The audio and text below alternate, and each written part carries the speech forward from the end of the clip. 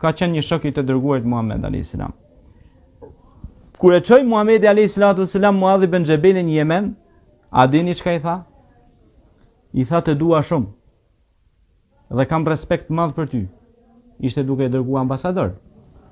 Por I tha, duhet të respektosh traditat e atij populli. Mos e harroni këtë. Traditat e atij populli. A kemi na shqiptar tradita? Po. Sa dush. Kush është ai I ri ose e re që ka marrë Islamin për sprafthi me ardha dhe me më thonë mu nuk bën kjo, nuk bën ajo, nuk bën ajo. Këto janë traditat e mia që na I kanë lënë gjyshrit tan.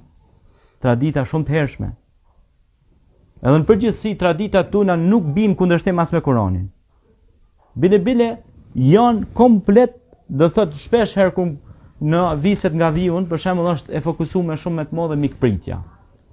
Gjatë luftës Kosovë ne kemi prit shumë vëllezërit tan nga këto vise, I kemi prit me 3 muaj ditë kanë nejt në shtëpitë tona, çka kemi pas për ushqimit kemi hongër së bashku. Edhe tash unola me studiu këtë pjesën e mikpritjes. Thash, ku e kanë marrë këta këtë mikpritje? Mirë. Po mikpritja ka qenë edhe te Dardanet, te Ilirët, te Pellazgët. Edhe te popujt e majhë, se këta kanë trashëgu pe gjyshave të vet, pe baballarëve të vet këtë lloj mikpritje. Dhe duke studiu, hyra pastaj në Kur'an. Edhe mora shembullin e Ibrahimit, kur I vinë musafirët. Mora shembullin e pejgamberëve të Zotit, si kur I kanë ardhur musafirët se si kanë prit musafirët.